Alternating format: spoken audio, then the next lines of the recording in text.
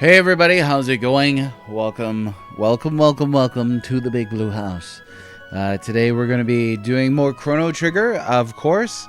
I'm going to be real sad when this is all over for the final over time, because it's going to be over multiple times here.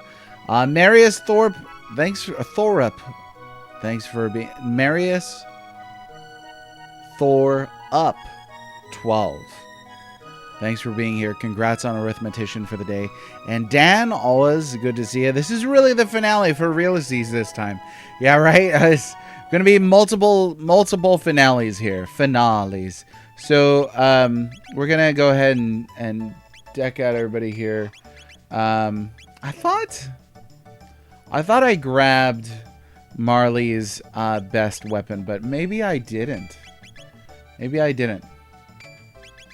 We're going to go full on all that stuff. Let's see here. Why not? Well, we'll save the prism specs for what's her face. I don't know. What should we go ahead and give her? What does Ribbon do again? Strike 2. That's not that great. So there's a lot of stuff you could possibly do here. Magic up. That's not too bad. Oh, here we go. We'll put one of the gold studs on her. There we go. It's easy healing. Easy healing. That'll be good. So anyway, welcome again to Chrono Trigger. We're going to be hunting down endings. We are in New Game Plus. If you did not catch it yesterday, we defeated Lavos single-handedly, solo chrono run with Lavos. It was excellent. And fun and good, and it was great. And I did not do it the first attempt, but I did clear it on the second attempt. Oh, that cat straight up just ran away, so we can't even.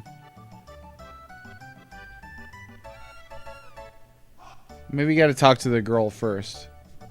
Yeah, and cue the haters. Here come those player haters. Wow, where's my cat?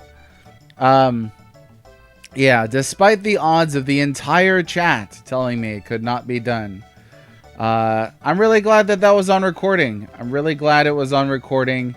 Everybody else being wrong but me. That was nice. It was good. I'll make sure that they play that during the eulogy at my funeral. They're like, hey, remember that one time all these horrible doubters, these doubting Thomases showed up and were like, unless I can put my hand in your side, I'll never believe that you could defeat Lavos single-handedly with Chrono. And boom, baby. Boom. But anyway, yeah, New Game Plus. It's going to be good. We're naming the characters after members of the Dream Team. Here we go. Don't hate the game, hate the player and the game. Gamer hater, player hater, it's all the same.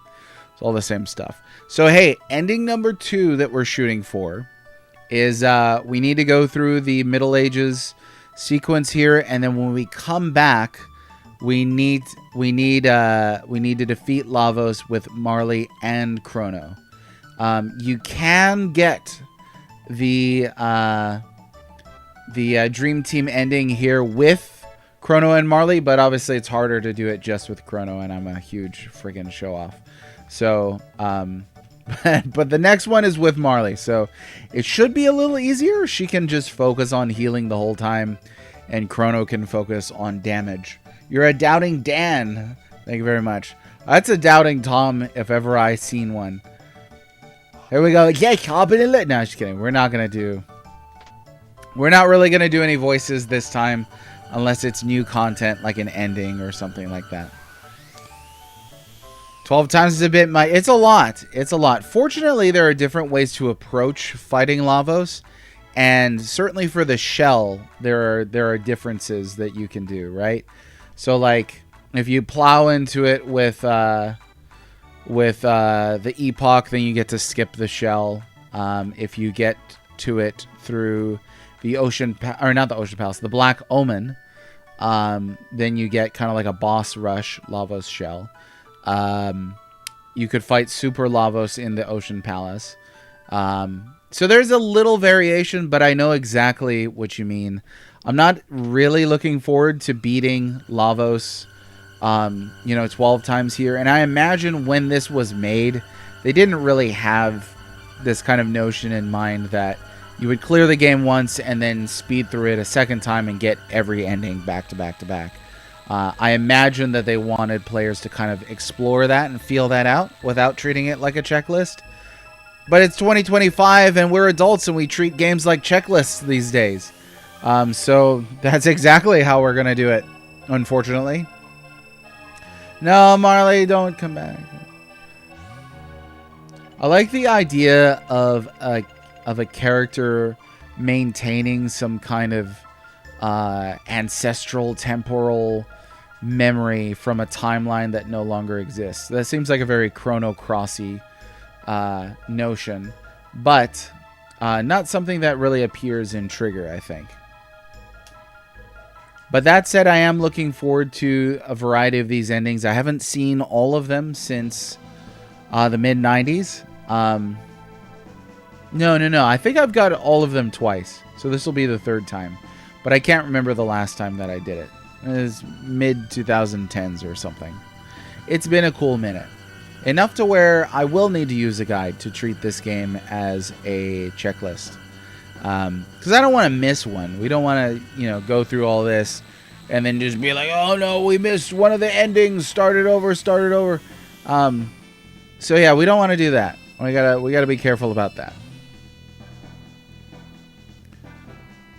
All right, here we go. Back through time. Such a cool animation. But seriously though, I mean, even with having to fight Lavos so many times, I'm gonna sorely miss this game. I miss this game every time I finish it. I miss this game every time I know that there's no more content left in it. And that is not something.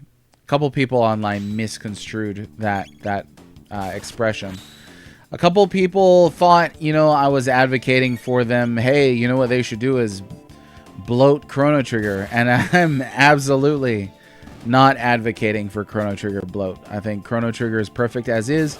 Part of its luster and its mystique is that it is so short and so brief. It's part of its beauty. So I don't think it would be better if it was longer. But at the same time, you can hold two notions simultaneously. You could feel like you wish there was more. But know factually that if they did start bloating it up, that would be bad. So that's my general take on not buffing up Chrono Trigger much more. Which is honestly the dreadful thing if we get into a discussion on remakes. I always leave those guys alone because they're just having a good time. If they were to remake this game, there's a lot that could potentially go awry. Quite a bit. Okay. Yeah, we got to go in here first. Hopefully operating with a little bit of fresher memory.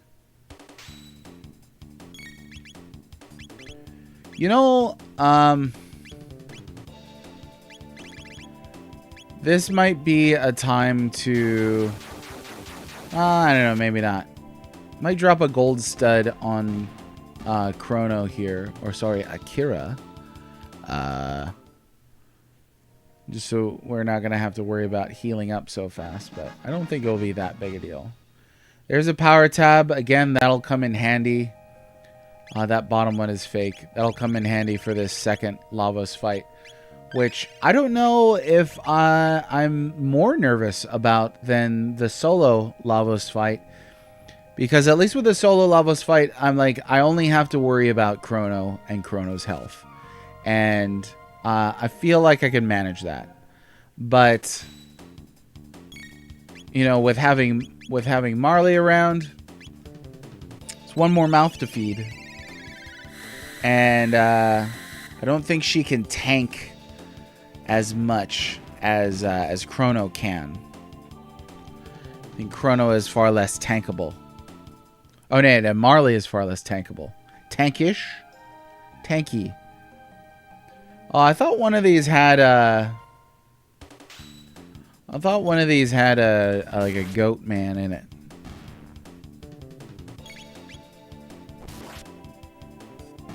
As far as multiple endings go, though, I wish that more RPGs had multiple endings. Now, I don't like... Oh, there it is. I don't like the idea of RPGs that have multiple endings built on, like, a really obscure missable. I'm not a huge fan of that. Oh, I don't know if I got this one on my last playthrough. I think I might have missed this one. Huh.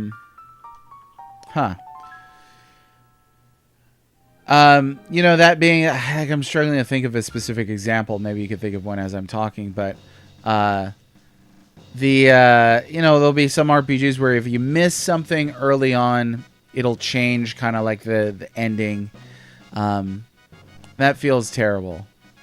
Especially if you don't know what it is. On this, at least you kind of have quite a bit of agency as far as which ending you can receive. All right, skis. Zoom past everybody. Oh, but what about stuff?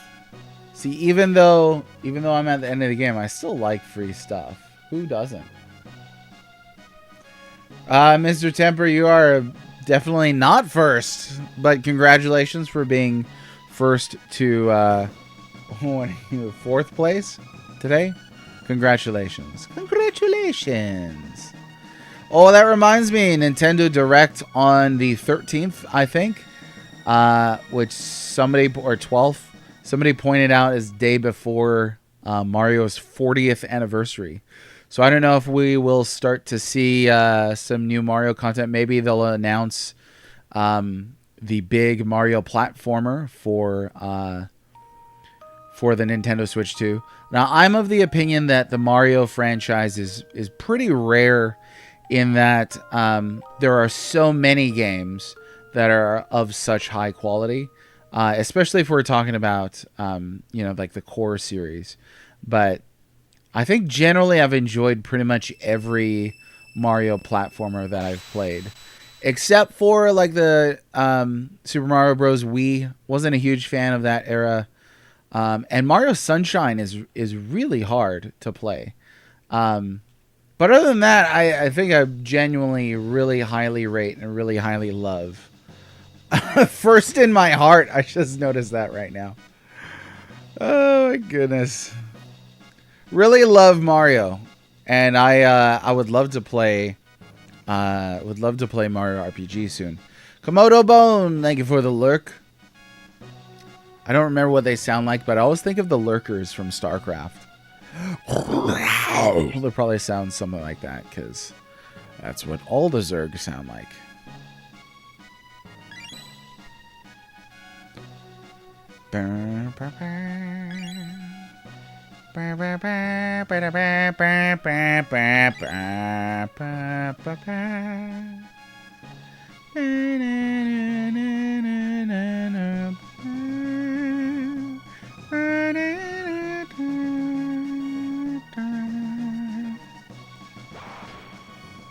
Oh, I know one playthrough I renamed Marley Lean just to give extra confusion. Cap Supreme, how's it going, Cappy? Welcome. Welcome to the stream. How are you?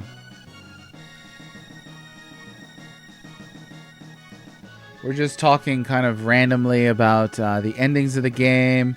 Super Mario is turning 40 pretty soon. Today's RPG post, I posted about the late Gunpei Yokoi, who died sadly in a car accident in 1997. But Yokoi was the originator, the designer of the Game Boy, Game & Watch, D-pad, bunch of stuff. Virtual Boy, yeah, sure. But wouldn't really have handheld RPGs without a lot of that. So there's quite a bit there that I think is important to stuff. Cappy's a new one. I like Cappy. Maybe we'll get a Super Mario Odyssey 2. Super Mario Universe. I mean, with the Switch being a sequel of... Oh, I gotta equip Luca here. With the Switch being a sequel to Switch 1, maybe they'll do a direct sequel. And I liked Mario Odyssey quite a bit. I really did. Okay, a little baby shot there.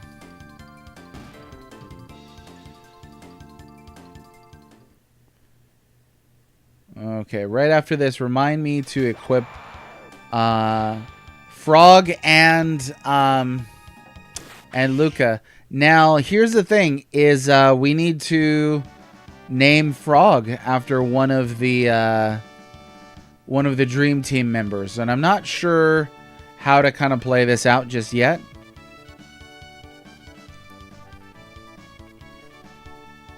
Super Mario World Mix. I'm not familiar with that one. Snap Rai 89. How's it going, Snap? How are you? Have you and I interacted before, Snap? Rai? That's fun to say. I might call you Rai. We got to come up with a name. We got to come up with a name here for Froggy Poo. That is one of the Dream Team member names. You need more dinosaurs in your Mario games. Yes. Yes, it felt good in World. It felt right. Gren? No. No, it's one of the... What I just said. One of the Dream Team members. Let's see. So we named Luca Hori. We named Chrono Akira. I like the idea of naming Magus Nobuo.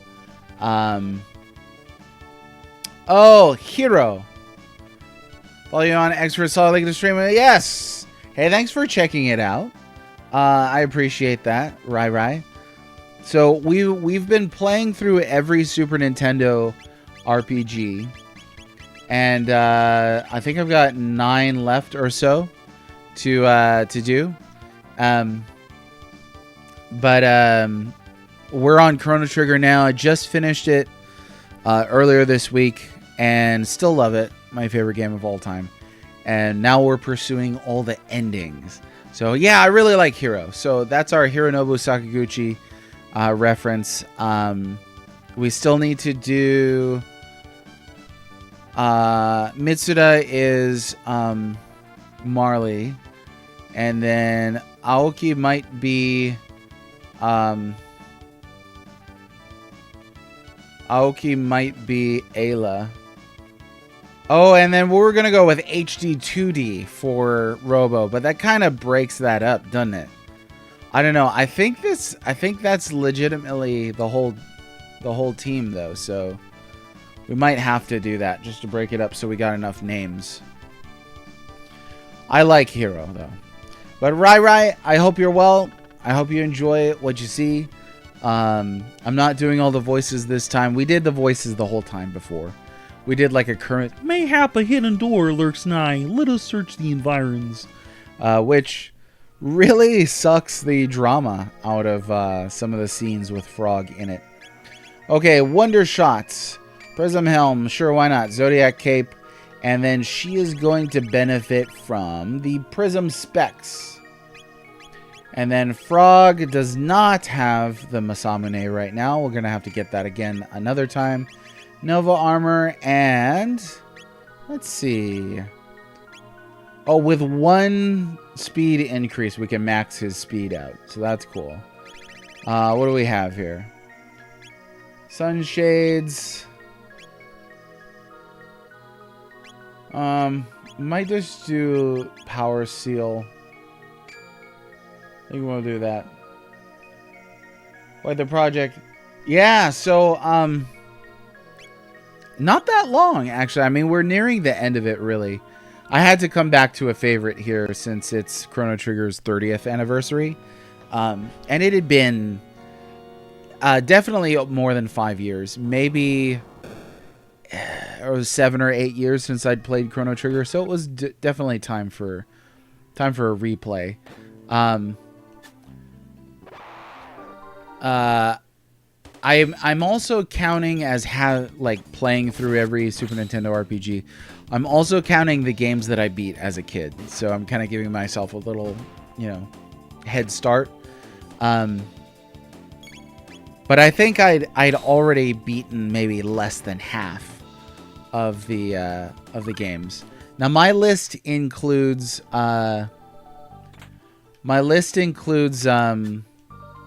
maybe about I think it's 47 games. Most of the games that I hadn't played were definitely the CRPGs on the system. You know, Eye of the Beholder, Dungeon Master, the Ultimas, the Might and Magics. Still haven't played the Ultimas or the Might and Magics. I'm kind of not being good to ensure I keep up with that stuff, but I do need to play those at some point. Make sure you get the bromide. Games that we have left, though, I need to beat Might and Magic 2 and 3. 2 of the 3 Ultimas on this system. The third one is an action adventure, not an RPG. Need to beat Secret of the Stars. Am I drawing a huge blank on what's left? Let me pull up my list here real quick. Purple! Thanks for the lurk, Purple. It's all smooth sailing now that Wizardry is done. Yeah. Well, I still got the Koei stuff left. So, I still need to finish Uncharted 1 and then still need to play Uncharted 2. So there's that. I gotta ensure that I do that. Let me see my list here. We did beat Spike McFang recently. Oh, I've never played Paladin's Quest, so looking forward to that. Super Ninja Boy and Terranigma. And that's it. So what is that? 2, 4, 5, 6, 7, 8, 9. So yeah, I think it's 9 RPGs left that I have to beat. But Wizardry, Wizardry 5 was really fun and super frustrating at the same time. What a frustrating game. That one is definitely one for the masochist. Purple, thank you for the lurk. I appreciate you very much. Sorry you can't chat today. Hit me up sometime with whatever's on your mind another time when you're able. Another power tab. That's really good and vital. We would like to make sure that we max out Chrono Trigger, or Chrono himself, ASAP, so that he can better handle Lavos for everybody else. 9 RPGs left, though. 9 out of 47. That's not bad at all. I think that's definitely manageable from here on out. So I would imagine that I could easily finish this challenge next year. And then the question is, what do I want to do after that? Other systems that I'm interested in. Let me adjust this real quick. Other systems that I'm interested in doing this challenge for, NES, I think would be a lot of fun. I have a huge soft spot in my guts for the NES. I have a huge soft spot in my guts in general, but for the NES, for sure. I think that would be pretty fun. There are not a lot of really great NES RPGs, though. That's the hard thing. Is like, there are a lot of really good Super Nintendo RPGs, and a lot that I hadn't even played either. So that was really exciting. Like Lufia 2, just shocked me with how good it was. Really loved Lufia 2. But with the NES RPG lineup, a lot of those are rough. Like Final Fantasy 1 on NES is rough. I like Dragon Quest quite a bit, but even that's rough stuff. And you know me, I'm also including hybrids. So River City Ransom would probably be on there. I do enjoy that game. Crystallis is one I enjoy. A speed belt and a defender. Don't really need those. Oh, you can get me through the NES RPGs. The guy who lied to me about which direction to go when I was earnestly asking you and wasted 25 minutes of my stream time. I don't know. I mean, ask yourself, were you in my shoes? How much would one rely on an unreliable narrator? So I appreciate the help that you have offered in sincerity, but that's a hard pill to swallow, Mr. Temper. Oh, it was an accident. Was it? Was it an accident? You played it off like you did it on purpose.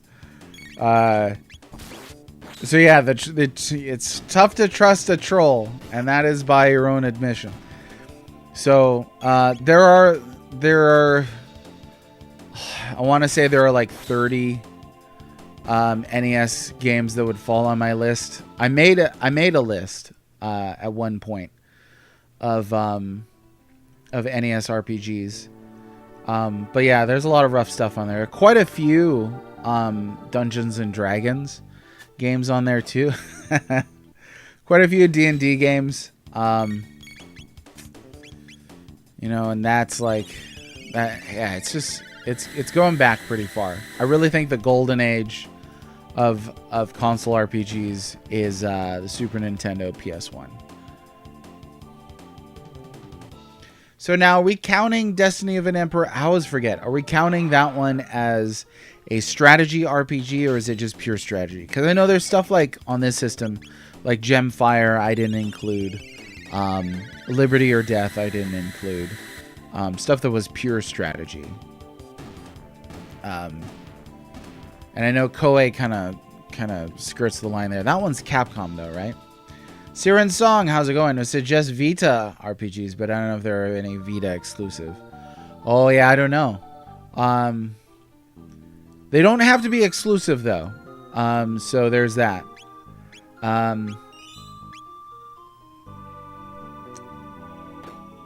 Oh yeah, that's right. We gotta go around. I was already like, where the heck are we? Siren Song, thanks for being here. I hope you're well today. Not strategy, it's normal RPG entirely. Destiny isn't even Koei. Yeah, it's Capcom, right? But yeah, I've never played it, so I don't know. It's a normal RPG entirely. I do have a couple friends who are big fans of it, so that's neat. There are quite a few that I'd like to play on that system, though. Another system I've got a soft spot for is the Game Boy. I think the original Game Boy has a lot of really cool RPGs on it. You could do Vita and cover 9/10 of the PS1 library. Oh, Capcom did excellent music back in the day, yeah. Game Boy I'd love to do, and that one seems fairly manageable. Like, I don't think there are a ton. I'm just talking original Game Boy, not Game Boy Color, not Game Boy Advance.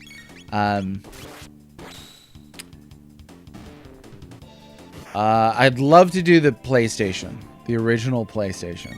I think next to the Super Nintendo, PS1 had the best RPGs ever. There's so much good stuff on there. But that would take a long time.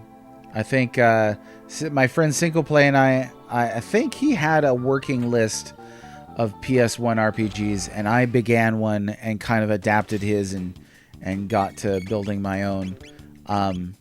There's something like 100 RPGs on there, and they're longer than the SNES ones, so I know that would take quite a bit of time. PlayStation 2, I also think, has an incredible lineup of RPGs, but oh my gosh,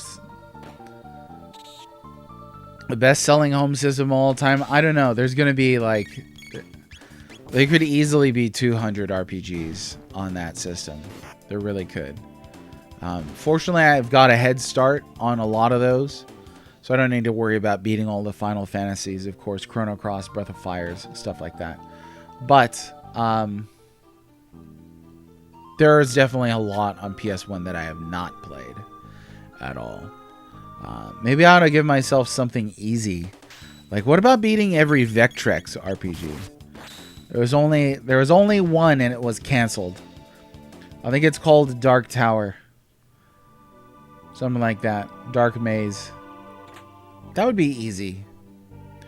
But you know what? The world was not built by easy things. The world was built by doing hard things. PS2, best game library of any console just because of how big it was and how experimental developers were at the time.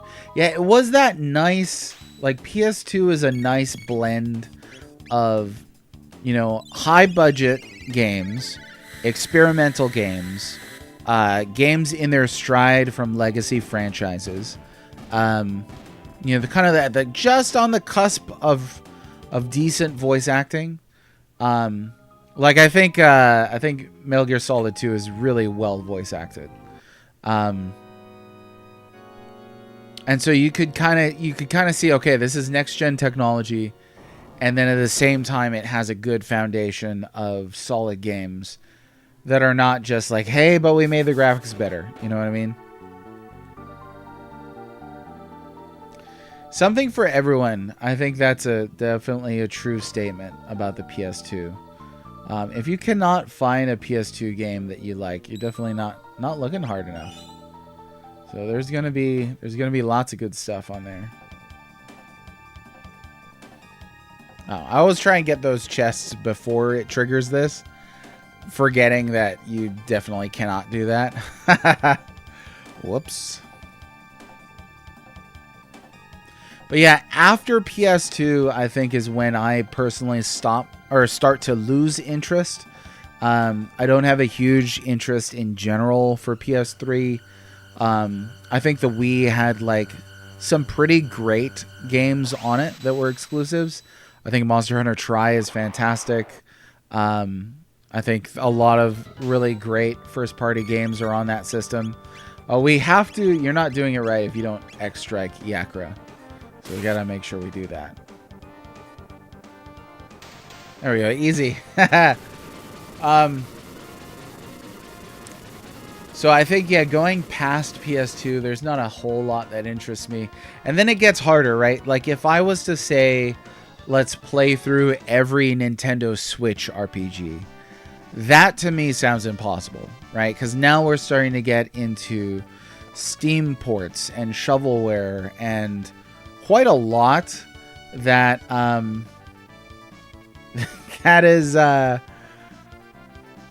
that would be really difficult to sift through. Now, last time I let the Chancellor out, we're not going to do that. I'm just going to leave him in there. I think he pops out if you don't let him out here. Yeah, right here he pops out. Wait, but what about me?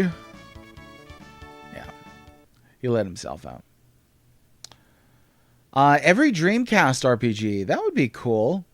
So, those who know me know I don't have a ton of affinity for the Sega Genesis Mega Drive, but I actually do really like the Saturn and Dreamcast. I would suggest Saturn, but collecting for Saturn is prohibitive. It's super expensive. So, as much as I'd love to play through every RPG on Saturn, you know, on physical hardware, I feel like I would have to sell my house just to buy Panzer Dragoon Saga. Your favorite PS2 game, Naval Ops Commander. I've not played that one. I don't know what my favorite PS2 game would be. Let me see. Let me take a look here. Ones that I really like, Katamari Damacy is super good. I like Final Fantasy X quite a bit. I liked Star Ocean till the end of time. I like Kingdom Hearts 1. Not a huge fan of Kingdom Hearts 2. Okami. I really love Okami on that system. It's better on Wii though. Oni and Onimusha are good. Metal Gear Solid 2 and 3. Oh yeah, those Lord of the Rings games. Armored Core 3. Dance Dance Revolution. The Harvest Moons. I don't know. Of those, I would probably pick Metal Gear Solid 2 as a favorite. I really do like that game quite a bit. Okay. Now it's time to go and get our second ending.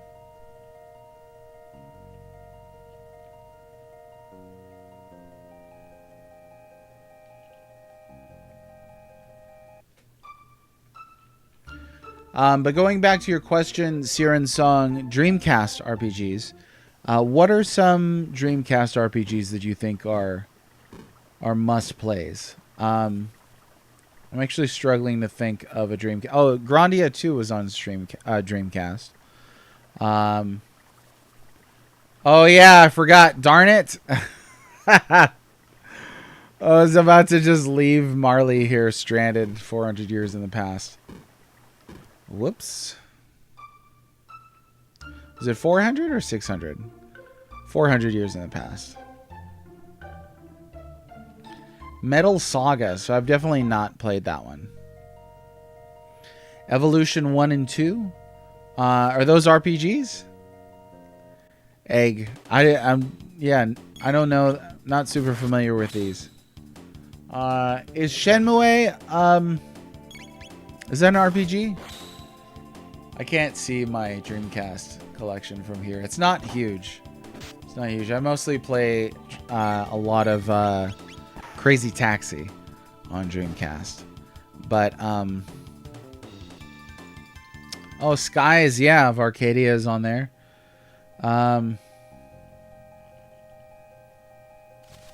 You were just talking about Dreamcast, weren't you, not too long ago?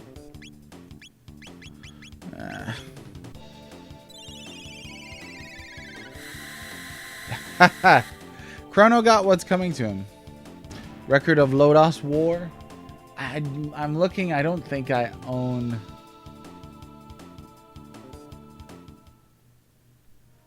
Like, I have that Berserk game. I'm not sure if that's an RPG.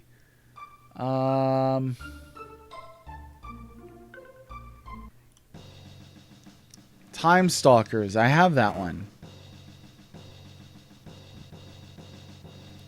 Never played it.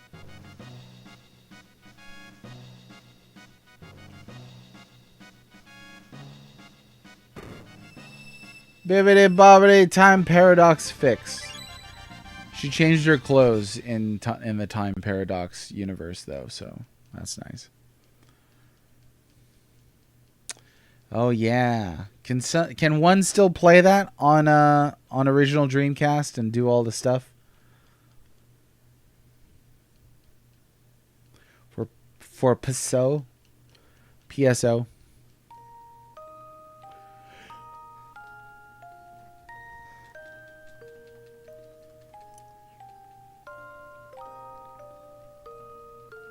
Okay. Now we got everybody. Now we're good to go. Oh, good. Well, that's good that it's still doable.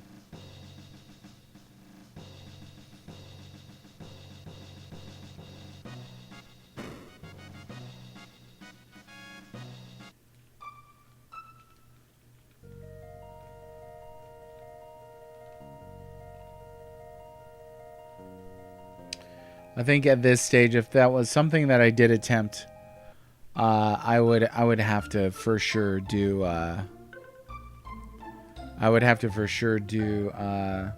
Emulation. Crystal Pool just gifted 5 subs. Dang, Crystal Pool. Hey, thanks for the support. I appreciate that very much. Enjoy the subscriptions. Komodo Bone, Slads95, EP Mora, Mr. Temper, and Siren Song. That's no ads and other stuff. Stuff like that. It's a sub, it's a sub, it's a bird, it's a plane, it's Sub-Erman. Christopher, long time no see. I hope you've been well. Thank you as always for your generosity. I appreciate it. As you can see, we are playing through September. September. Even better. We're playing through Chrono Trigger. It's good times. It is good to be alive when you're playing Chrono Trigger, let me tell you. We're well on our way to getting the second ending here. It is kind of killing me to not read this dialogue, but we read it already, and that's all that matters.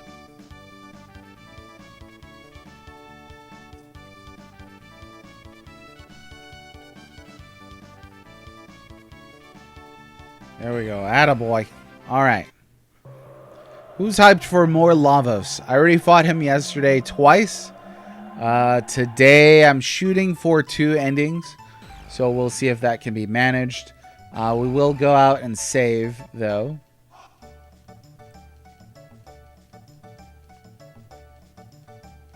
And Luca is going to leave the party. So here we are. We are stuck with Marley. Now, as I expressed earlier in the stream, I'm a little worried about having to have Marley along for the ride here because she's a little more frail than Chrono, and Chrono was doing a great job of taking care of himself when we did the solo Lavos fight. But we'll see how it goes. Any potential haters and doubters today? It's hard to imagine that this is harder than otherwise. But let's make sure we're all at full and everything like that. Let's use a mid either here. He has 1 HP down. I think we'll be fine. Oh, you never doubted me? I think that's actually right. We could go back and check. What did you say yesterday? Did you say words of encouragement, or were you like, nah, you're prepared to be eaten alive? I know you play hard games, so I'm not at all doubtful that that you thought it could be done. We'll go with confuse here.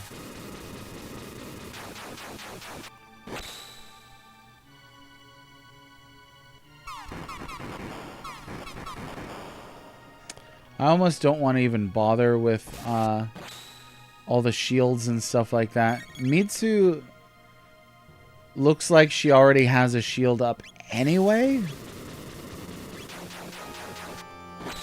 But she's just going to be a dedicated healer. It is an easy game. There are a couple hard things to do in it. Like, I've never beaten Super Lavos in the initial playthrough. Like, I've beaten him through New Game Pluses, but never beaten him, on the first playthrough. That would be possible if you did some significant grinding. And that's, of course, the fight at the bottom of Ocean Palace, if I remember right. But I just love the idea yesterday, too, of Lavos, this huge, ineffable alien horror from prehistory, getting walloped by some red-headed kid with a samurai sword. And that's it. Because this game never goes out of its way to say that Chrono is somehow special or anything like that. He just really is an everyman who can use lightning magic and has rad hair and is a samurai. Everyday traits that people have. Okay. Well, that was easy peasy. So let's see here. Now, Marley has got... she's got the gold stud on. What is this bit? That's magic attack by a third. Oh, so she already has... Prism Dress already gives you like a wall barrier. So that's good. That's not too bad. Funny that in the DS, Marley arguably becomes the strongest character. Tell me more. Actually, I don't understand because I haven't played the DS version. So what do you mean, Cap? Or a doll? Yeah. How do we know it's the real Chrono? Let's see. The first time I played this, I didn't expect Lavos to be the final boss. Thought Lavos' power would be usurped by the real end boss. Usually an end boss has personality and motives. Yeah. I think Lavos has motives, but not really much of a personality. Certainly no major backstory or anything like that. His motive just seems to be the basic animal motives. Make babies and eat food. Okay. I think that's as prepared as we could possibly be. Now, hang on. Actually, I need to know which is which here. Shield is physical hits and barrier is magic hits. So we won't need to waste a barrier on Marley. Alright. This is doable. If it was doable yesterday, this is doubly doable. Should totally be fine. Looking forward to hearing this excellent music again, though. That'll be the highlight of fighting Lavos so many times.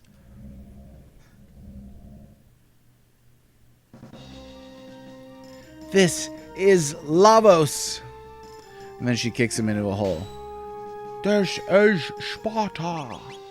Laser beams. You gotta watch out for laser beams. Oh. Significant amount of damage. I think we could probably get away with... Yeah, we can. Oh boy. Don't kill him. I also don't think I'm going to modify my setup much for this. I think I really am still just going to go with the Frenzy Band in Rainbow, the Nova Armor, and the Haste Helm. I think that's pretty great. Okay, in the DS... Hang on, let me get one of these here. In the DS, Marley's strongest weapon is the Valkyrie, which always does 777 damage. Doesn't sound like a lot, but ignores any defense buff the enemy may have. Oh, you could knock down the right Lavos core then with that, because that's still a decent amount of damage. She could just keep hammering on that even with its defense up. Can you get was it Valkyrie or is it Valkyrie? Can you get that on this one? I don't remember what Marley's best weapon is in the SNES Chrono Trigger. I have Siren. That's the best that I have right now. And then to your point that you brought up just a little while ago, Mr. Temper, what are some other RPGs that you can think of where you kind of have an end boss that has no personality or motives? I think about Earthbound. Gygas seems like the idiot god at the end of the game. I know he's got backstory from Mother 1.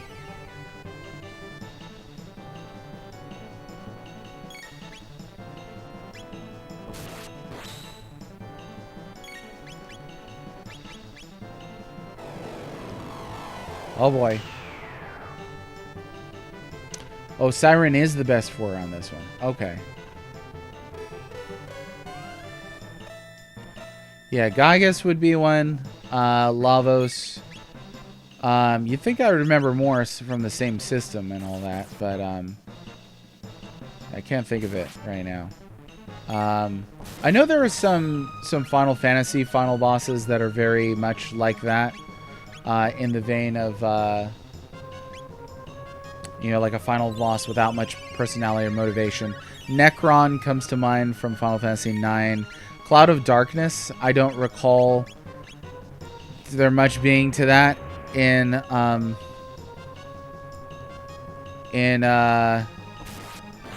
Final Fantasy III.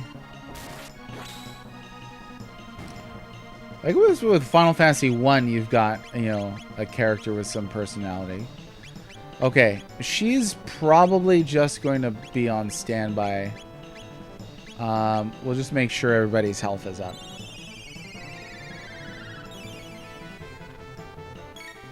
It's a computer. Come on, drop it already. There it goes. Obstacle. Let's see how much health we're looking at here. Oh, that's not too bad. Oh, and she's confused now. Okay. Well, that's not the end of the world. I would like to not die from his big bad fire explosion thing, so we'll just try to keep an eye here on his stuff. Hey!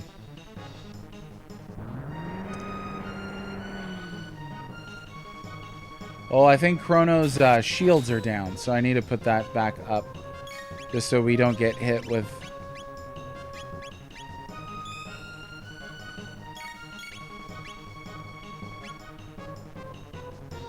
I think she lost hers too. Not worried about physical... Not worried about physical damage right now. But I am worried about that big flame that he drops.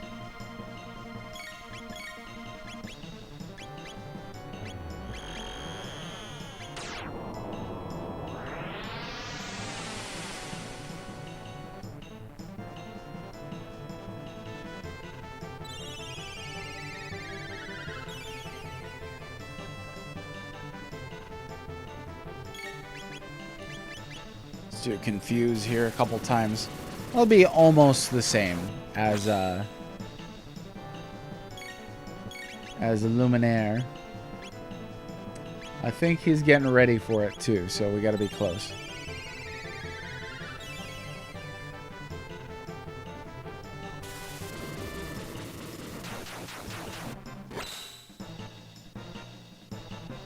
There it is, Shadow Doom Blaze. This was the spell that one-shot me in the first attempt that I did yesterday to fight Lavos with just Chrono. So that's definitely the one to watch out for. But at least you can have the damage if you have a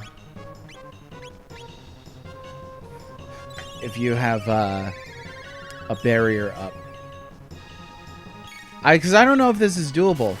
Without the barrier up, you'd have to get quite a few more levels.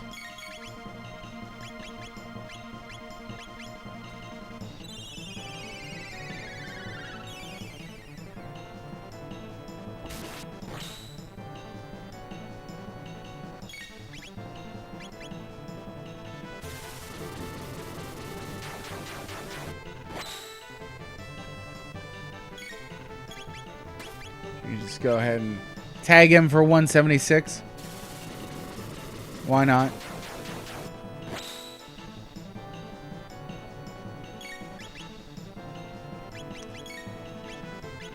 How about the what about the Dream Devourer in there's second stage.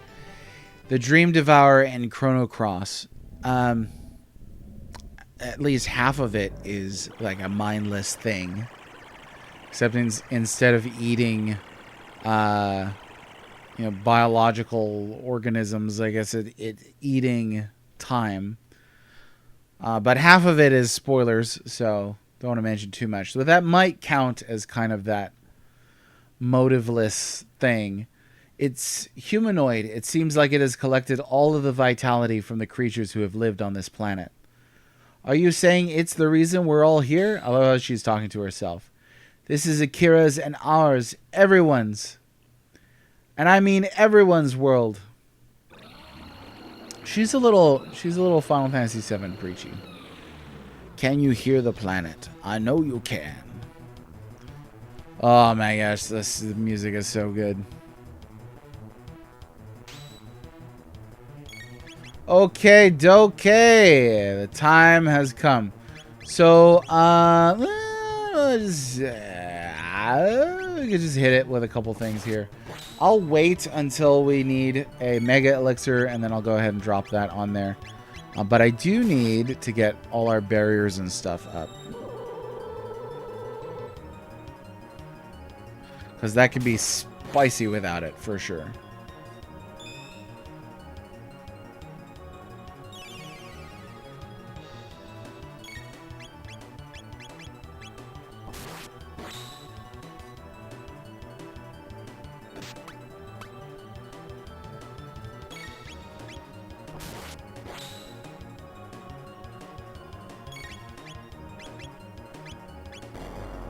Uh-oh.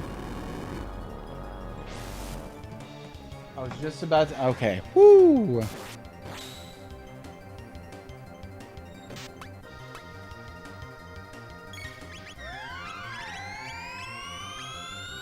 Okay. So that was a little scary. We got pretty close there. He managed to use the physical attack before I had a chance to get the barrier up. Let me get the barrier up, and then I'll worry about... or the shield, rather. And then I'll worry about reviving Marley here.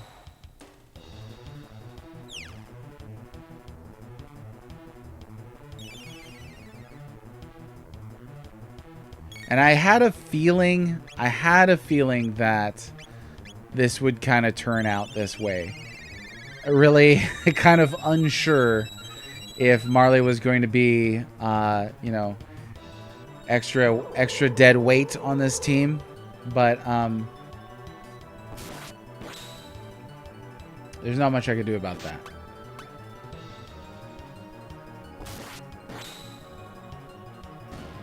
Oh, easy. He didn't have much. He didn't have much in him at all. Okay, she's got the barrier up, so we'll use shield. And then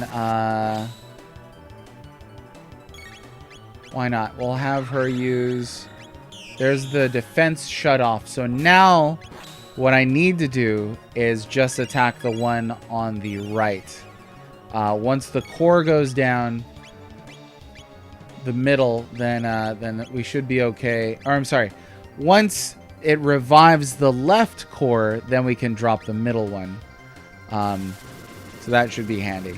Okay, Miria from Breath of Fire is kind of interesting. She's the goddess of desire and destruction. Yeah, granting wishes when she was Tyr, right? Seemingly is because of people wanting to use her power for evil, but she's also a horrifying snake monster. So yeah, and I think too there's different characterizations of her, right? So like in Breath of Fire 1. She seems to enjoy watching the world fight over her. And then in Breath of Fire 3, she sort of seems to enjoy stifling and coddling the planet so that it's utterly dependent upon her. So either way, a very like narcissistic character. I wish there was more that we knew about her, because I think that is an interesting final boss. Okay, and then, yeah, we'll just keep doing that. Let's get haste off here.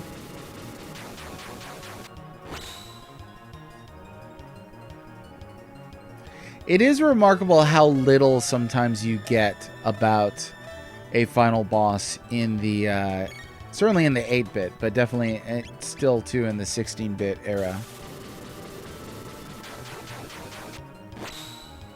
And then obviously too, as you know, you could feel her presence, her impact is still there in okay, there's the revive.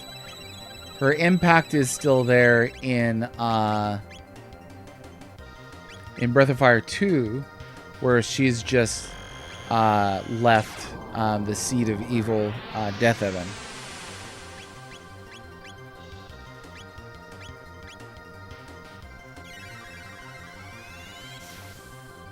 I was always kind of disappointed by Breath of Fire 4 that it wasn't clearly a direct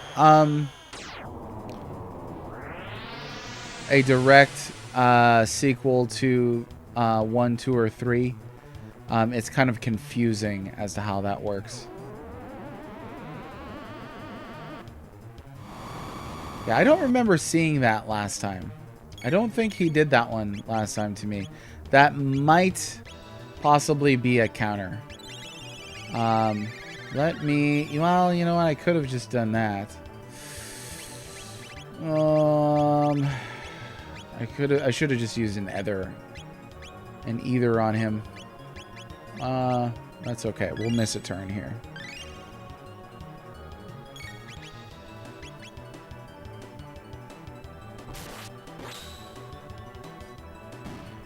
Oh, yeah, there it goes.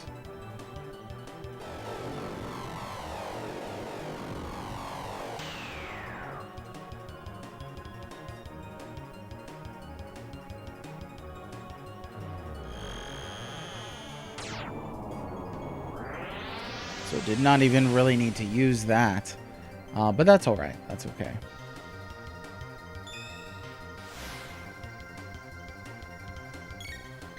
I love it. You get like a little bitty thing there. We're gonna need more barriers and such. A little bebe counterattack. Yeah, so I don't think it's clear what 4 is in relation to 1 through 3. Obviously, that doesn't stop fans from speculating as fans do. I think it's hard to be dogmatic about exactly what it is, but they are summoning entities that we know about, like Ryu or Dace, from another dimension. So I tend to think that it's its own timeline, its own universe. Maybe like a parallel universe. Hey, now. You could just go ahead and drop that again. There it goes. Let's see. I guess we could cast haste here just in case. Haste just in case. Other than Illuminaire, Illuminaire is pretty freaking cool, Damrius. Thanks for being here. How are ya? Good to see you. Good to know ya. Luminaire is really cool. Hey, we're hunting for all of the endings now in Chrono Trigger. So maybe we'll get one that you haven't seen yet. Who here in chat has seen all of the Chrono Trigger endings?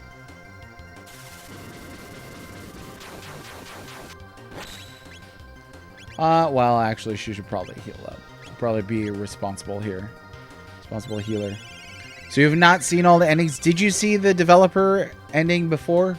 Before yesterday? I quite like that one. Let's go ahead. I made the same mistake again. I could have just used an elixir on him to get the MP back. Well, I'm glad you're good. Thanks for joining us. It's now I think one of your statues. You've probably played through Chrono Trigger before, Damrius. No, a lot of Chrono Trigger stuff need to be more familiar with Cross. Okay. I quite like Cross. It's no Chrono Trigger 2 by its own dev's admission, but it is cool nonetheless. Okay, now would be the chance where we're gonna want to take down the one on the left and just kind of alternate here.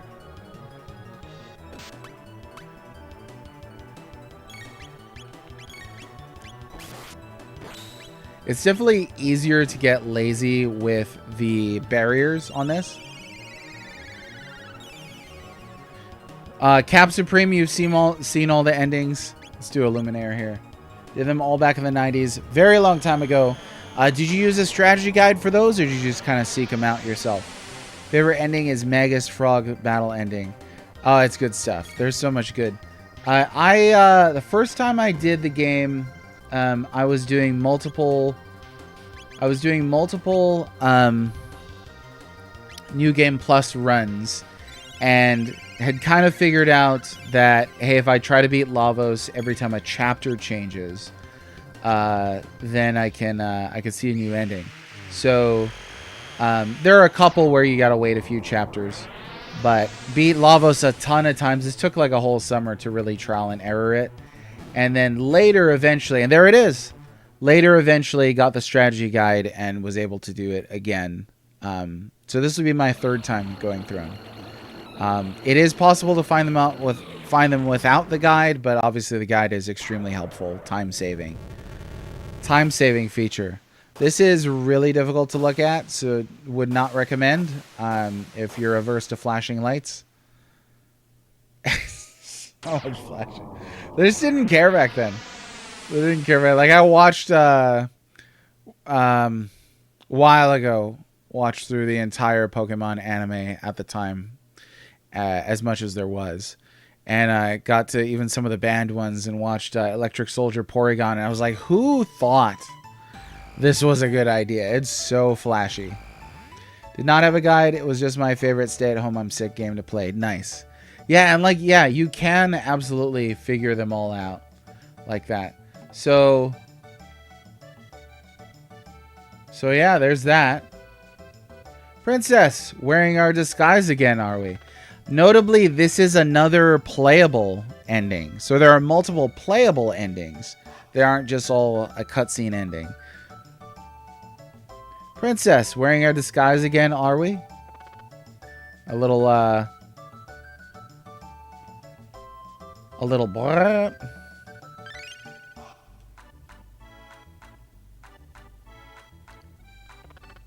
Okay, so they're all gonna say the same thing here.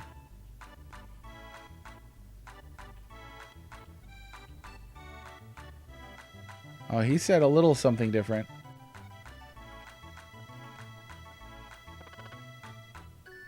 Your Majesty, you look splendid.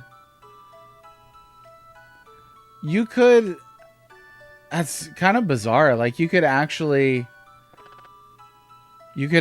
play some of the mini games here then. During the ending.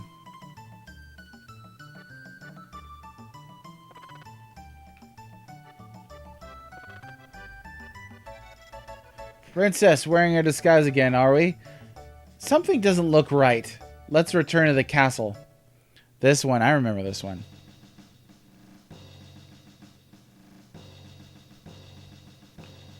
Father, what's wrong with the townspeople?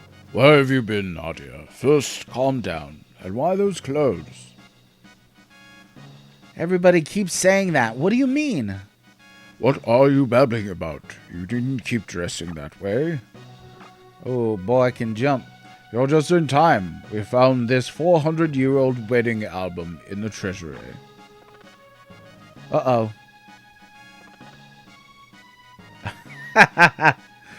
This is what you get for messing with time. Mitsu, no, tell me you didn't. All right, enjoy. Question I've always had but never tested out. If you get cat food for some cats, does it still go into a portal in the normal ending? So I believe that I read that you do get multiple cats for that ending. So you have a lot of variations on that one. Somebody asked me if I was going to get all the variations of that ending with the different cats. The answer is no. Like, I don't want an extra 12 times to beat Lavos. Playable endings had to be a brand new concept at the time. The closest thing that gives Dooku one. After you beat the Dragon Lord, you can still control your character to walk home. Oh, so maybe some Dragon Quest DNA here then. But this is a wild ending where evidently Marley's ancestor marries Frog. And this would mean that in this ending, Marley is related to Frog. Previously, I had mentioned that taking all the endings into account... No, this can't be! Taking all the endings into account, Marley is related to potentially everybody but Luca and Robo. She marries Chrono in one of the endings. I think that's a PS1 ending. Magus could be her great uncle, if she is indeed related to Scala. And that's it. It's not going to reset on its own. I don't think it will. I might have to actually get up and... Oh, no, there we go. Sarge Smash, how's it going? A few Dragon Quest games let you run around during the ending talking to folks. Okay, so that could be a strong bit of evidence for its Dragon Quest DNA. Okay. That is ending number 1 checked off. Marley does get around. Yes, yeah, she certainly does. And Ayla, of course, is her distant ancestor from prehistory. So now we need to get... The next ending is after visiting the end of time, but before returning to the Middle Ages. Use the bucket at the end of time when you first get there. So that's a little ways ahead. We don't need to worry about that right now. We can actually sort of rush on through here. We'll have to get to the trial and then get through the future. So that's a ways away. So we can just sit back, relax, and enjoy the conversation. Any other RPGs that come to mind, though, for for playable endings. Like, I always remember the developer ending and then the, you know, the quote-unquote, like, best ending. But I did not remember that marrying frog ending was one of the playable endings. Because I'm pretty sure some of these are not playable endings. So far, they've all been playable. Sarge Smash, though, I hope you're well. Welcome back. We did just beat Lavos with Marley and Chrono.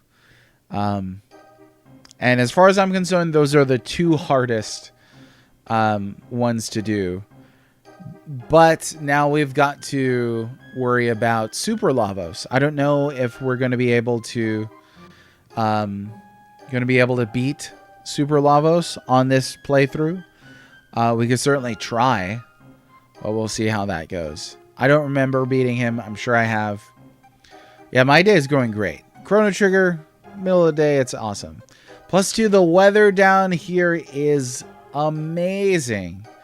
It is 100. It went from terrible summertime in the south to 100% fall in like a week, and I am soaking it up. It's probably going to get hot again, but wow, is it nice out. So later on today after this, we're going to take the kids out, pick them up from school, take the kids out, and have ourselves some outdoor time. Totally looking forward to it. I'm not really trying to get anything here or not. Our first playthrough, we got all guilty. That was what the chat decided to do. So we did the all guilty run. We could have probably aimed for an all non-guilty run here, but I think we'll do pretty okay.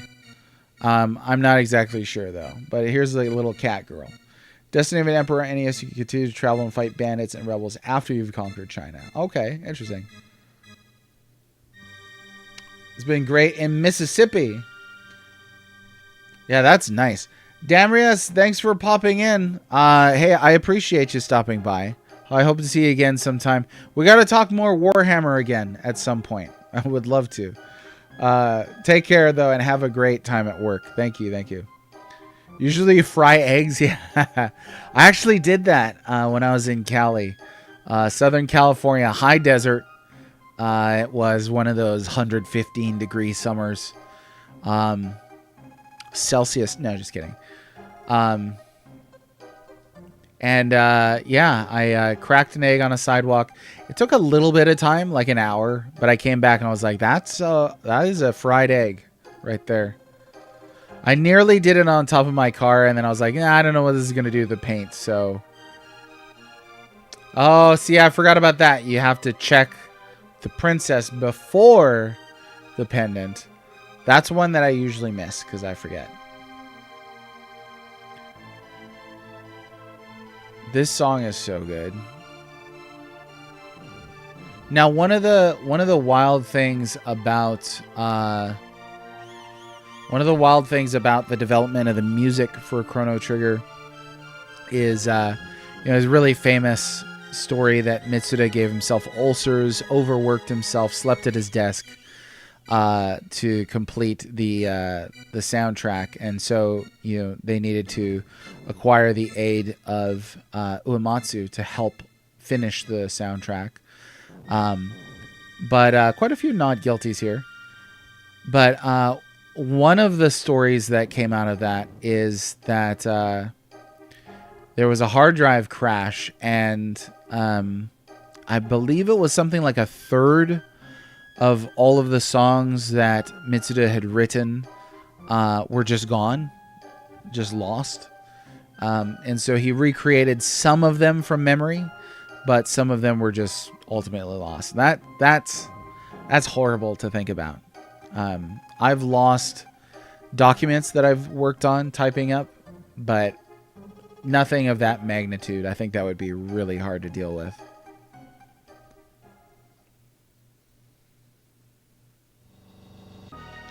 Okay, and this is an alternate version of events. I have heard some people criticize Chrono Trigger for presenting an illusion of differences in events, citing this scene as an example, but with essentially the same outcome. So you can get non-guilty, as we're about to see, or you can get guilty, in which case they sentence you to execution. But if you get non-guilty, the Chancellor says, "This terrorist has tried to overthrow our kingdom. He has been found guilty and you must now carry out his sentence."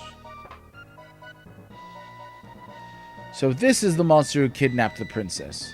"The execution is 3 days away. Do not let him out of your sight." Execution? Strange, but I don't seem to recall hearing anything about an execution. "What? How dare you question me? The paperwork's probably just been held up in the system." Understood, sir. Guards. So even if you get non-guilty, you still kind of wind up in the same situation. Now, I could see that being a criticized point here. The illusion of alternative options. But I also think that it's a little unfair to criticize the whole game that way, because there are certainly quite a few options that lead you to different endings, which is absolutely a different outcome. Always back up your hard drives. Absolutely. I don't know what he was working with back in 1994, 1995, but that is a huge shame in it. Some sympathizers brought that stuff for you, you lousy felon. Well, that's nice. Okay, last time we waited for the trial and Luca came to bust us out. So this time we're going to bust out ourselves.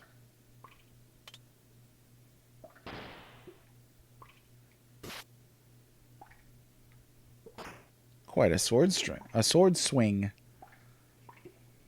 Oh, you're going to get it. Oi. Where do you think you're going?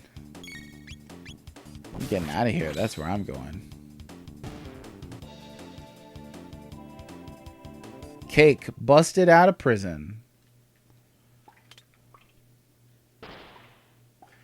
Oh, yeah, that's right. Okay. Oh, we don't really need to worry too much about treasures and such like that. But here I go. Anyway. This is a dungeon that I always forget the layout for, actually. You never really remember exactly where everything is. But I like that you can sneak around here. And take out guards without having to fight them. All that stuff.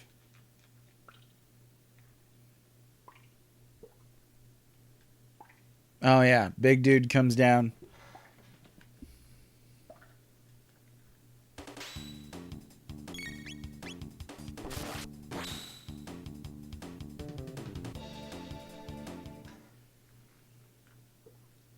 They don't pay me enough for this. I'm too old for this sort of thing.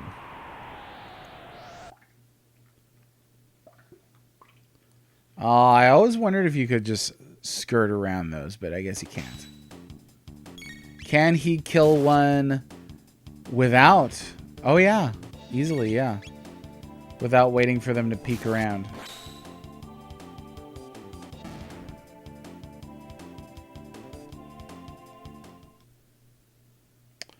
I believe this came out after Final Fantasy VI. This was 95. I think Final Fantasy VI was 94. Pretty sure.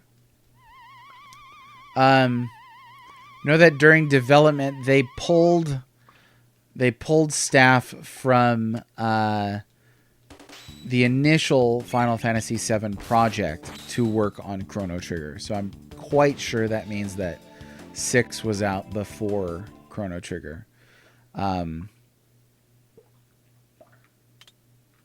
Like 90% sure. Okay, we gotta go this way. And that whole, pulling the team from 7 to work on this, that definitely explains quite a bit of similarities that you see conceptually between 6 and 7, I think. One of the biggest one is Lavos and Genova. Extremely similar concepts. I once joked that my headcanon is that Lavos and Genova are married. and I like that thought. I don't know. There's something fun about it. What are you up to? Okay, good opportunity to double check those truth claims. So let me see.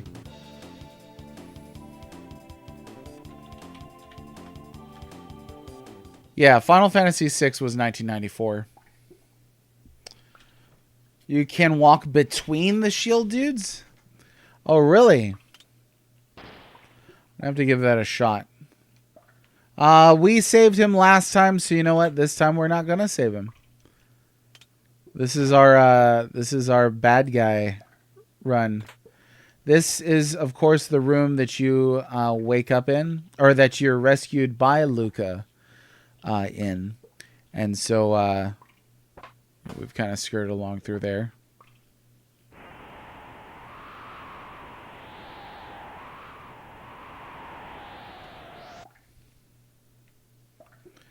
So you could, you're talking about these dudes, right, Captain Supreme? You're saying you can walk between these two?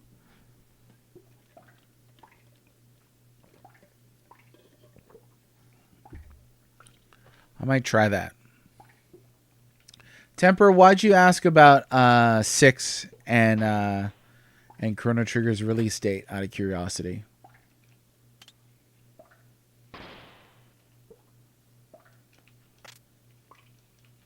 Yo, that's messed up, Guardia. You realize, like, Guardia's got some, Guardia has some significant issues. I'm going to try it here. Wow, look at that. Right between them. I don't know that I knew that, actually. That's pretty wild. Let's see. I guess I really don't need to. But it's just more Chrono Trigger time, which is always good.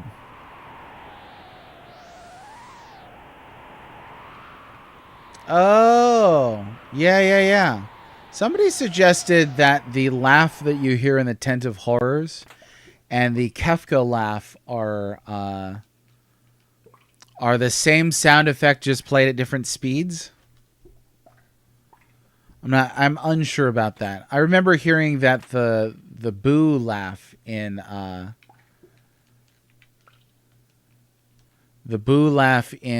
Mario 64 is a sped up version of the Bowser laugh from Mario 64. But I would not be surprised if they shared some sound effects across these.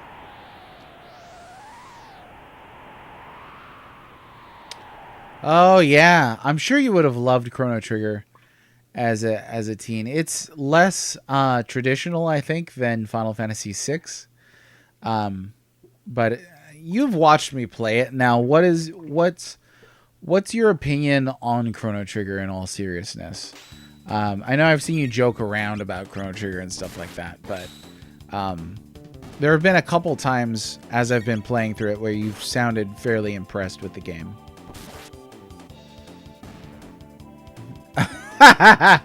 95 is when you found out about girls.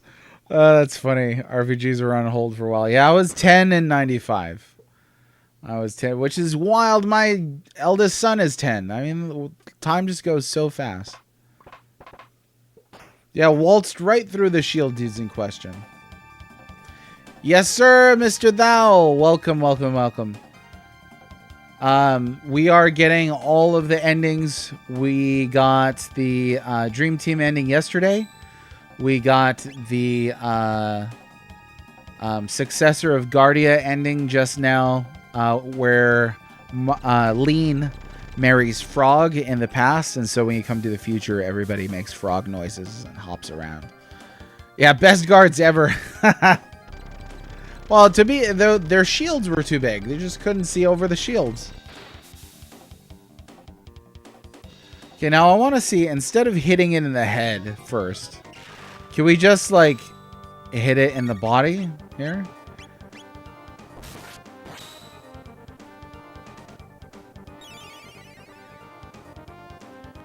Yeah, that should be pretty easy to outpace in terms of damage. Oh, it's already toast.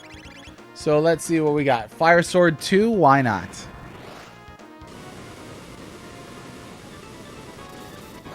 I feel like also New Game Plus is really a showcase for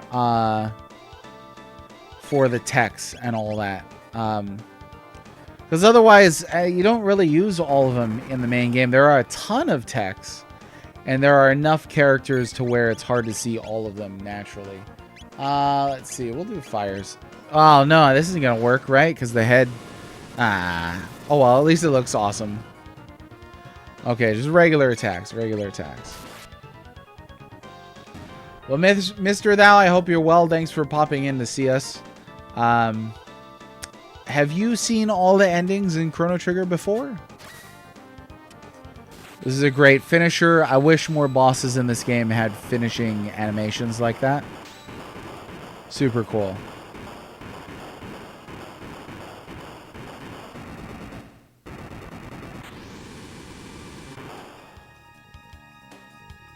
Oh.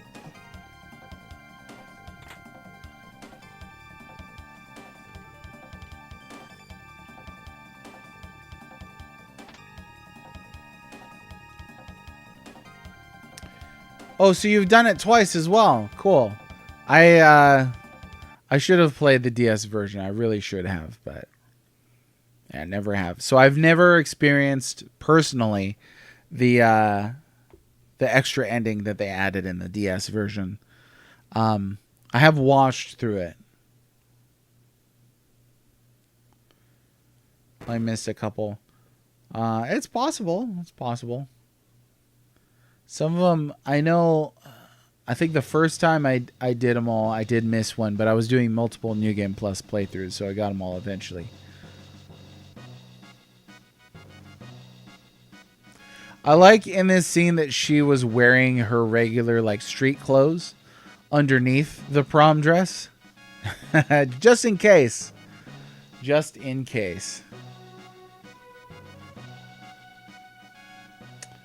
Let's see. In all seriousness, I think it's super ambitious for the time. It's definitely a top 3 SNES RPG. Me personally, I like the gameplay, sprites, story, characters, and mechanics in 6 better. Trigger feels like a turn-based Secret of Mana in a way. Yeah, the 3 characters definitely, it seems more kind of loosey-goosey actiony maybe than 6 does. I generally think that Chrono Trigger has better characters, except 6 definitely has the better protagonists. Because Chrono is just the avatar, right? It's tough for me with... Like, I think that Chrono Trigger has the superior soundtrack. With Uematsu and Mitsuda on one soundtrack. Sprites are hard. I think boss sprites look pretty dang great in 6. Because they're directly based on Amano, who's really intricate. Whereas this is Toriyama. So what would be your third top SNES RPG? The animation is very Secret of Mana as well. Or like kind of like bouncy, stretchy, almost like Disney-esque, maybe. I think I know what you mean. It's hard to put into words. There's quite a lot of animation in this as well. I think the characters in this have more animations than they do in 6. It's hard to, you know, put all that into words. And these games are only separated by 1 year. So I got one ending. We're rushing for the second one, which is going to be once we reach the end of time. But we got the first one where one of Marley's ancestors marries Frog. So there was that. That was a good one. Oh yeah, we were talking about this a while ago, Smash. I think I can't remember if you were part of that discussion or not. I beg your pardon if you were. We were talking about the whole notion of an ensemble cast. The worst thing that I've heard people say about 6 is that anybody could be the main character, which is clearly false. You've got optional characters, but even if you didn't have optional characters, I can't recall if we counted Mog as optional or not, but definitely not Mog, Amaro, and Gogo. I think it's obvious that Gao and Realm are not optional. Or I'm sorry, I think it's obvious that Gao and Realm are not main characters, and that Strago is not a main character or a protagonist, right? In my view, Terra is the protagonist of World of Balance, and Celeste is the protagonist of World of Ruin. Locke is like 100% a Final Fantasy deuteragonist. He's like the cut and paste supporting character. But yeah, it's impossible for me to think of Gao as the protagonist, or even Shadow, right? Because there's some optional capacities to Shadow. Antipode 3, because it's cool. Enjoy it. Oh, look at it, so cool. 604 then trigger. 4 for nostalgic reasons is perfectly respectable for sure. If we're ranking along a personal favorites basis, nostalgia is absolutely going to have something to say about that. Sorry, let me adjust this here a little bit. Let me catch up. Here. Cinco Play, not this again. Oh, you don't enjoy talking about literary analysis in video games. Maybe it would improve the discussion for you if we made a fart joke. Enemy sprites in 6 were massive in detail too. Absolutely, yeah. There are some big sprites in this game, Giga Gaia, Lavos, but they're simpler, I think, than some of the very detailed sprites in Final Fantasy VI. Let's see. Yeah, Chrono is a protag and an avatar. There's no avatar in 6, right? So you've got a little bit of apples and oranges there, but they're both protagonists, clearly. Let's see. Terra, Celeste, Locke, Edgar, Sabin, Cyan immediately come to mind. I think that's the core cast right there. I really do. I think that's the core cast of 6. Those, what is that? 6 characters. But you can't tell me that Sabin is the protagonist of 6. Like, I just cannot picture that being the case. By any definition of the word protagonist. Did some sprite work trying to replicate Amano's style, and whew, yeah! Call moved up, and it just finished. Free now. Oh, awesome. Blythe, ladies and gentlemen, Blythe Norton. The wife. The wifey, the legend. She's great. Thanks, Blythe. Don't think an RPG needs a main character, and 6 hit that point home. Yeah, but 6 definitely does have a main character. Can you name an RPG without a main character? Because 6 definitely has them. You can miss Shadow. Gao's just there. Realm and Strago don't feel important. Gogama just bit characters. Yeah, Strago's fun. He's definitely a small part of that game. Do you need strong personalities to make it work? It's generally the interplay that makes games without a clear protagonist work. Unless it is clear in the case of Final Fantasy VI. Yeah, I wouldn't say that Sabin is main protag. And so that's why I would say that's core cast right there. Like, that's the main cast. Like, I hate to use this example because I'm not a huge fan. But the Avengers movie. Like, Hawkeye and Black Widow are clearly not as important as the core of that story. Iron Man, Captain America. So you've got a core cast, an ensemble, but I would not say that Black Widow is the protagonist or the main character of the Avengers. And maybe that word "the" versus is revealing. You know, a main character versus the main character. That's kind of two different questions in it. Stole a tonic. It stole my tonic. Darn it.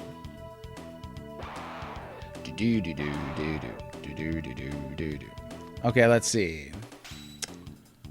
And I guess too, my kind of skepticism towards thinking of 6 as an ensemble cast uniquely is that it just to me seems like something that fans of the game repeat but never justify. Like, tell me why you think Final Fantasy VI is uniquely an ensemble cast. Is that just because you switch sort of POV characters halfway through? I think some of that is encouraged by the original developers' statements, but not all of it. It's just kind of an entrenched statement that nobody seems to question, which is where my brain goes because I'm generally mistrustful of such things. Let's see. Single play. One way to... I'm glad you're engaging in the topic. One way to look at ensemble cast might be that there's multiple parallel storylines and different characters are the protags for different stories. So something like Threads of Fate, right? Threads of Fate has 2 characters in it, but they're both the main character in that you can choose to play one story or the other story. But both stories happen simultaneously. That, to me, is an argument for both of them being the main character. Whereas I don't see that happening with 6. Most characters have their own chapter in the game to explain their character and give them a reason to hate Kefka and the Empire. Then they unite, simple storytelling. It's essentially the same thing with Chrono Trigger sans Chrono, because again, he's a player avatar.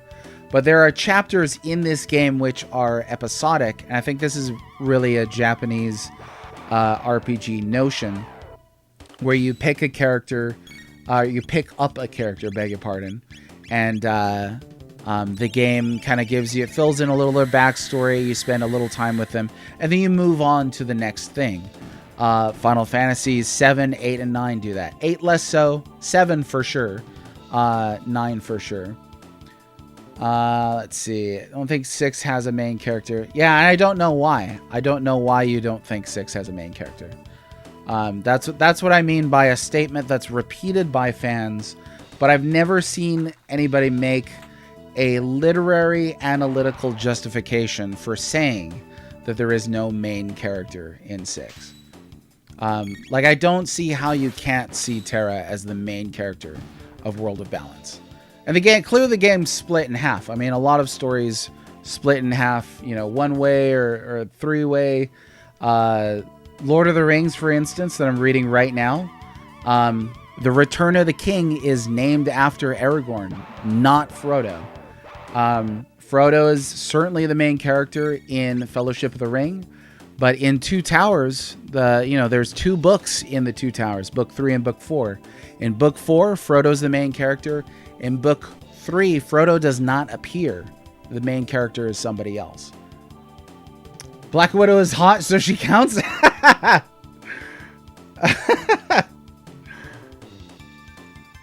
It's time to make a fart joke. Oh no! Cast bio for the wrong end. You know what? I'm proud of you for trying. I will pat you digitally on the head. Single play. Boop, boop, boop. There you go. I'm glad that you engaged with the discussion. It was good. I'm proud of you. They grow up so fast. That's it. 6 steals heavily for the romancing saga style of characters. Let's see. 6 doesn't have a main character. It has multiple main characters. But again, Smash. That's an assertion. Nobody I've encountered has made a justification as to why they think that's the case. Other than it's just what everybody says. Each character is the main protagonist of their chapter. That's ridiculous. I think that's ridiculous. You are playing as a main character when you encounter those characters. It's not like you generally play all of them in isolation. There are clearly chapters in which, they're a focus. But I don't think that means they're the main character of the game, right? I know you don't see Terra as the main character, and you have not supplied any justification for that belief. Why? Why? That's all I'm asking. Is like, give me Give me an analytical reason why that's the case. Other than it's just what everybody says. Okay, let's see. We got something here from Smash. There's a core set of characters that get about the same amount of screen time and have equal importance to the plot. So I mean, we would have to play through 6 again. I think that would be really exciting to do so. But I don't think you can argue that Sabin and Edgar get the same amount of screen time as Terra, or that they have as equal an importance to the plot as Terra does. Sabin certainly is much more distant. Now they all have kind of their motivations, but I think we're confusing motivations for importance to the plot. I have not made a justification for being the main character. I have actually several times, and I just did right now again. You're welcome to go back and watch the discussion that we had on the exact same topic previously. Why is Mara no, and I haven't said that Terra is the only main character. I think that Terra is the main character for the World of Balance, and I think that Celeste is the main character for the World of Ruin.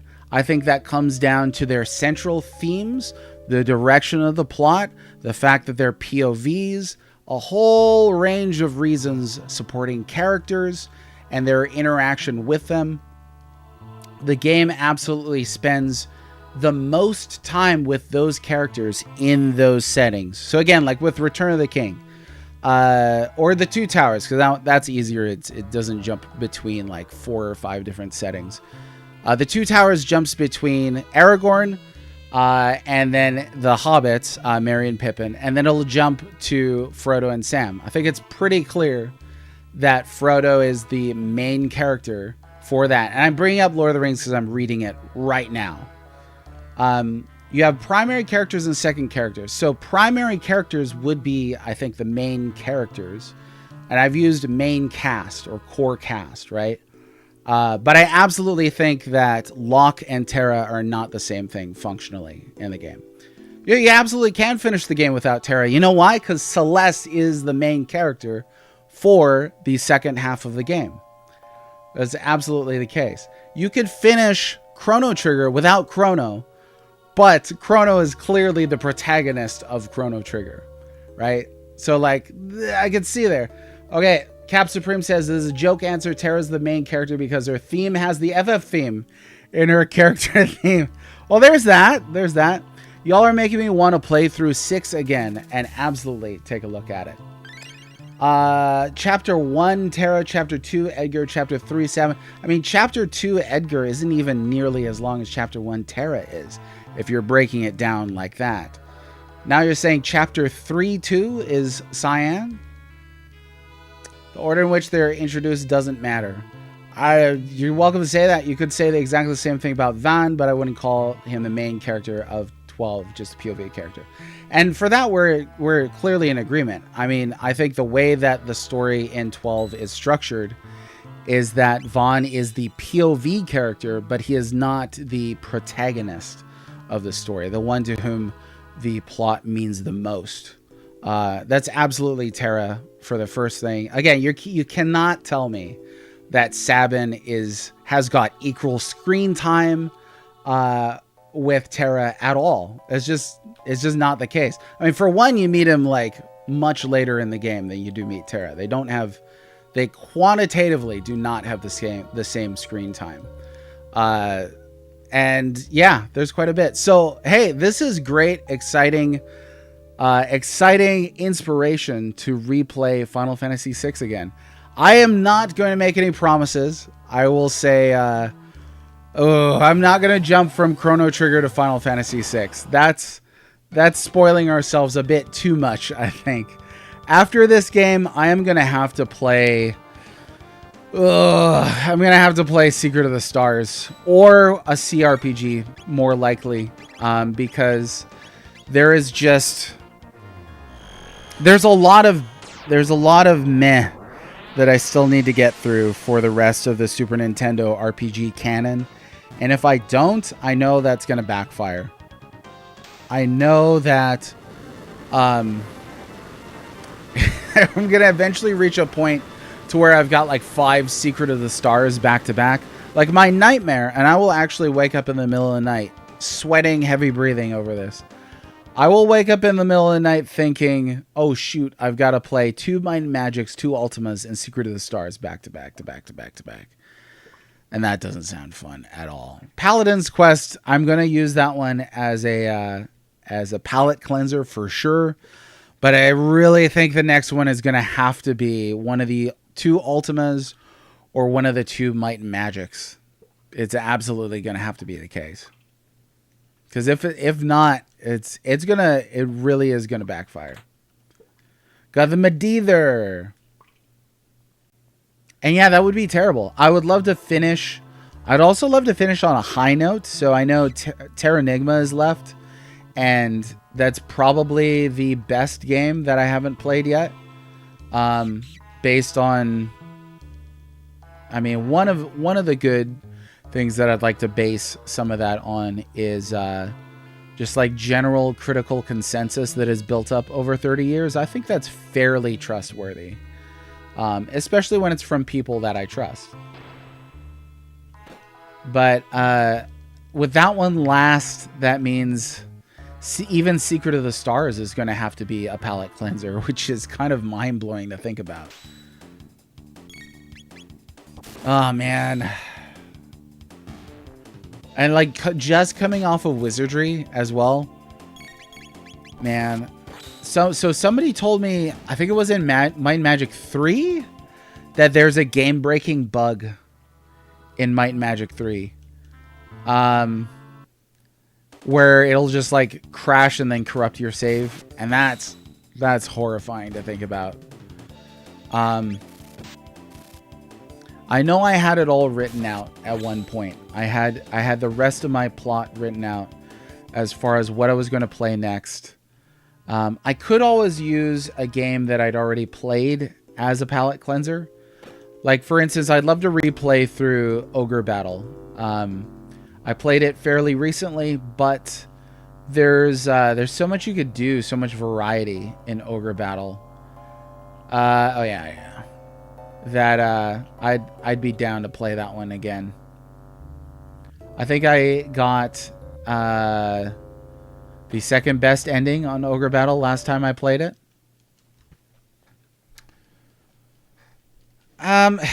It depends on who you ask with Secret of the Stars. I'm sure people who generally like to stick up for bad games like an underdog narrative will say that it's not that bad. I don't have high hopes for Secret of the Stars. With all of these games, I have tried to look for the good as well as see the bad and give it a fair shake. I think that's what criticism is ascribing worth, ascribing value. But it's hard, right? It's hard to do that for some games. What's the worst one that I played? I mean, like Lord of the Rings. This pains me to talk about. Lord of the Rings on Super Nintendo. I wanted to love that game so much because I freaking adore Lord of the Rings. But that game is not good. There are some interesting things, like the fact that it's the only Super Nintendo RPG released in the West where you can use the multi-tap to play like 5 characters at once. That's cool, but it's also like, how are you going to get 5 people together to play this game? Like, could you imagine as a kid trying to find 5 people, you're the 5th, trying to find 4 friends who would come over and play through this boring, drab walking sim together just so you could phalanx hobbits. It's tough. It's a tough pill to swallow. I think the final dungeon in that Moria was like 3 hours long, 2.5 hours long. Passwords were broken in there. So it was not great. It was not great. I don't know, Cinco. I actually don't know. Maybe you could use the mouse on that one. I know you could use the mouse on Eye of the Beholder. And I think Dungeon Master. Though it's not ideal. The Super Nintendo mouse is itself not an ideal mouse. The ball is really, really far too heavy. Yeah, the Might and Magics. I think that's going to be the hardest hurdle coming up. Like with Secret of the Stars. So here's the thing with JRPGs, bad JRPGs and bad CRPGs. I would much rather play a bad JRPG because I know it's going to be it's still going to be an easier ride. Even though its story might suck, its characters are boring, its graphics are terrible, whatever. That's easier to put up with for me than a bad CRPG in which nothing is explained and the difficulty is dialed through the roof and the hints are all extremely cryptic. That's pretty rough to think about. But Ogre Battle, I'd love to play. I'm not going to say I understand all of the mechanics in that. I generally understand how the morality system works, and how different choices affect this or that, and you know, all of those kind of hidden mechanics. But I'm not an expert at that game. I only beat it once. Ariel, how's it going? Here at the end of the last stream, mentioned that CT was the last SNES game I remember completing in '97. Great way to end your era of console gaming. I mean, you bowed out. You bowed out well. Okay, so you played some console games after that then with Ocarina of Time. Not a bad game by any stretch. Bowing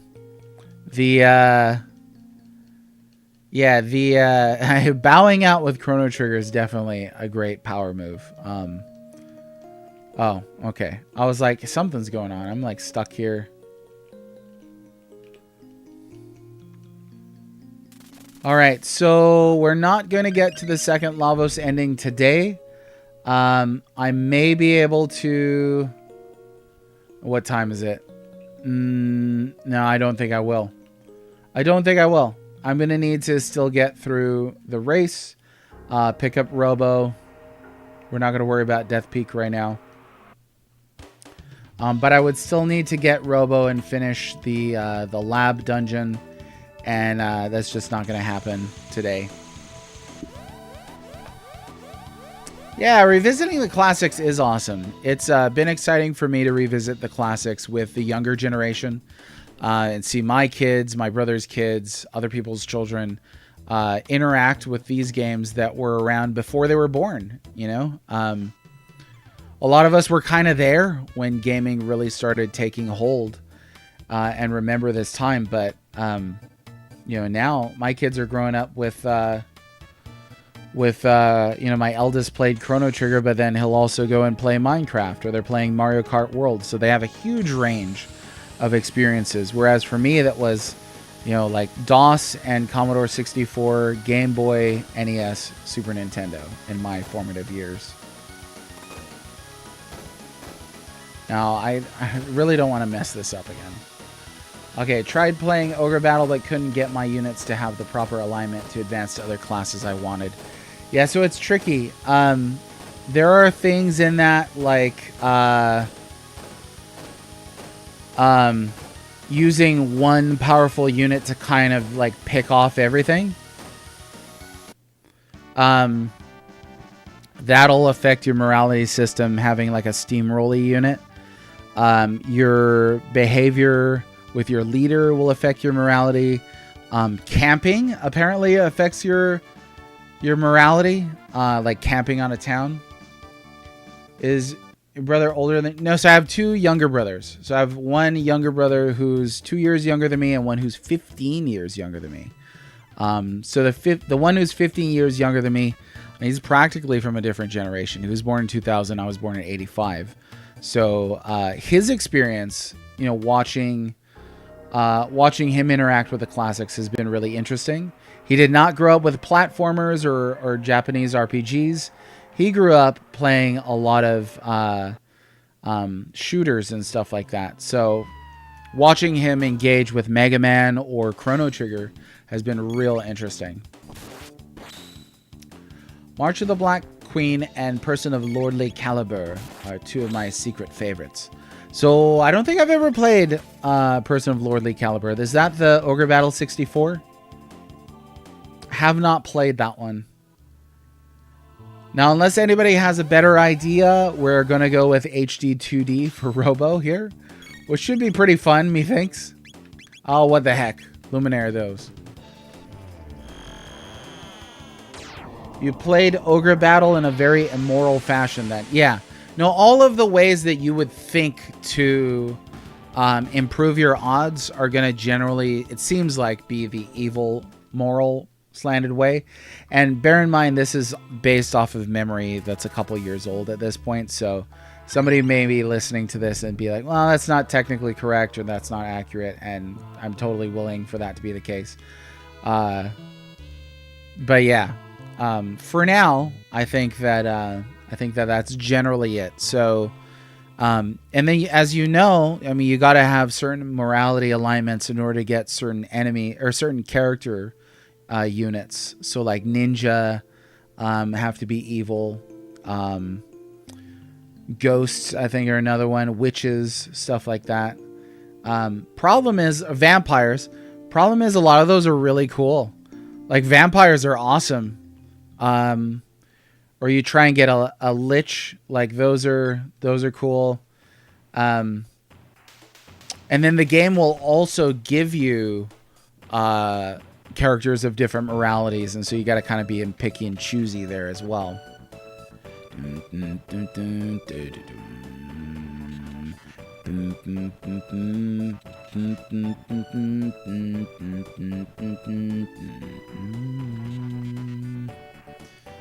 Favorite character?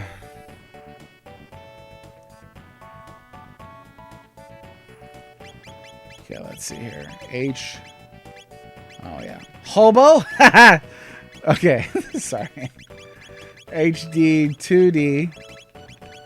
Dan, dan, dan, dan, dan, dan, dan.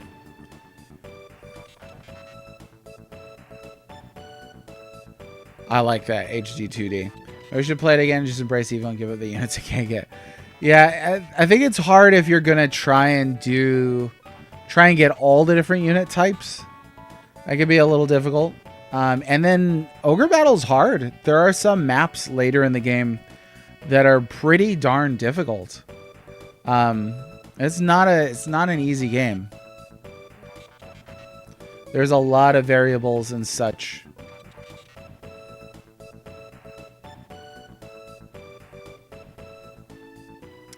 Let's see. I always have Luca stay behind. Or you know what? No. That's right. I always have Marley stay behind. And the reason for that is I've got some sweet heals on Robo right now, so we don't need to worry about that too much. Let's see. He's got max defense if we worry about that, or Sunshades. He gets a buff to all of his abilities. Hobo is, that's a pretty funny accident there. Okay, I think this is where we're gonna have to wrap up today. I gotta get going. Gotta run off, pick up my kids, and enjoy the outdoors for a bit. I hope and pray you get to do the same. Do things that are relaxing and de-stressing. Gaming is not the only hobby out there in existence. Read a book, walk outdoors, get some sleep. Some of y'all need to get some sleep. I need to get some sleep. But until then, hey, I'll see you tomorrow, 1 p.m. Central, every weekday. What is tomorrow? Thursday, I think? Something like that. Let's double check. Yeah. Good. Yeah, tomorrow's Thursday. Oh, tomorrow's September 11th.